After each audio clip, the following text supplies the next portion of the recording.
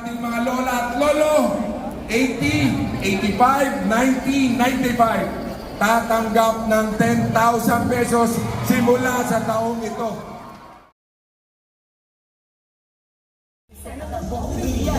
Pinoy, kayo ang idol ko. Bong Revilla po, number 11 sa Balota.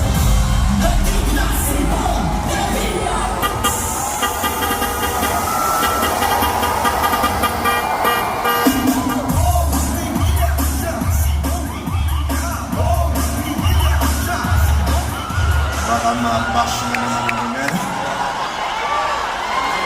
Magandang gabi, Pasay!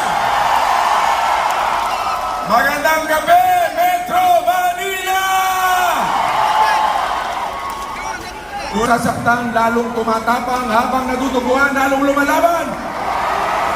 At habang ako'y sinisiraan nila, lalo lang akong popogi niyan.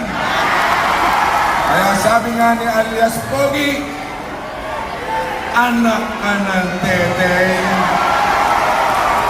Kaya sa inyo po, sinasabi nila, nagbudots lang daw ako.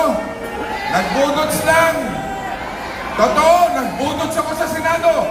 Nagbudots ako ng 2,000 panukalang batas at nakapagpasa ng 343 na batas na ngayon na pinapakinabangan ngayon ng ating mga teachers.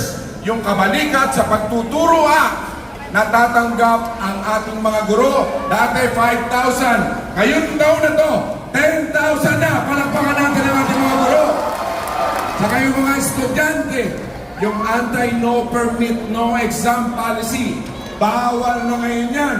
Dahil sa ating batas, kahit hindi fully paid ang ating mga kabataan, pwede silang mag-exam. Kaya marami pang batas. Yung ating pong lola at lolo, yung expanded centenarian law na pinaglaban namin ni Manang Aini, yung ating mga lola at lolo, 80, 85, 90, 95, tatanggap ng 10,000 pesos simula sa taong ito. Kaya sa inyo pong lahat, umasa kayo na si Bong Revilla ipaglalaban ang karapatan ng bawat isa sa inyo. Kahit buhay ko, itataya ko para sa inyo. Dahil hindi ko mararating itong aking kinalalagyan kung hindi po dahil sa inyong lahat. Kaya sa inyo pong lahat, tandaan ninyo, mahal kayo ni Senator Bong Revilla at suportahan po natin ang alyansa para sa bagong Pilipinas. Abi Binay, Villar, Tolentino, Pacquiao, Lapid, Cayetano, Lacson, Marcos Soto, siyempre Tulfo, and of course ang ating kaibigan, Abalos. Sa inyo po lahat, maraming salamat. Mabuhay kayo lahat. Muli mga kababayan, number 11, Senator Bong Revilla. Ating pong palakpakan ang alyansa na nagkakaisa para sa bagong Pilipinas.